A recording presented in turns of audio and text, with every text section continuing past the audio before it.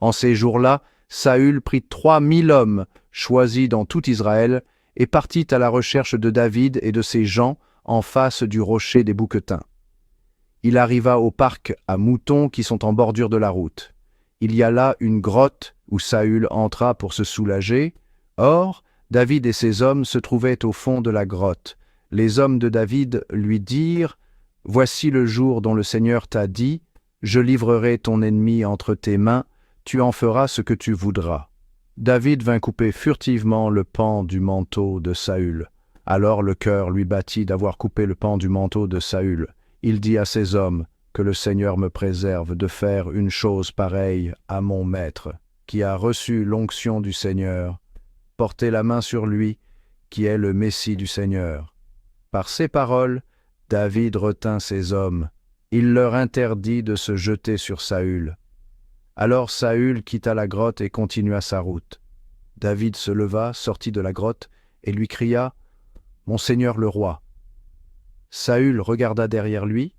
David s'inclina jusqu'à terre et se prosterna, puis il lui cria « Pourquoi écoutes-tu les gens qui te disent « David te veut du mal ?»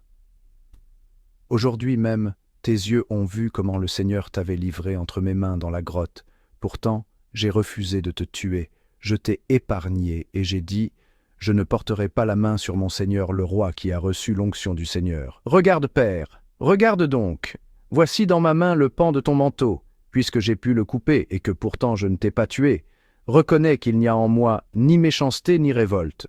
Je n'ai pas commis de faute contre toi, alors que toi tu traques ma vie pour me l'enlever. C'est le Seigneur qui sera juge entre toi et moi, c'est le Seigneur qui me vengera de toi, mais ma main ne te touchera pas. Comme dit le vieux proverbe, « Des méchants sort la méchanceté. » C'est pourquoi ma main ne te touchera pas. Après qui donc le roi d'Israël s'est-il mis en campagne?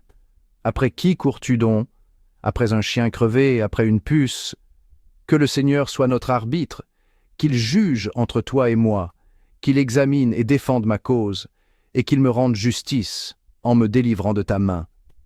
Lorsque David eut fini de parler, Saül s'écria « Est-ce bien ta voix que j'entends, mon fils David ?» Et Saül se mit à crier et à pleurer. Puis il dit à David « Toi, tu es juste et plus que moi, car toi, tu m'as fait du bien, et moi, je t'ai fait du mal. Aujourd'hui, tu as montré toute ta bonté envers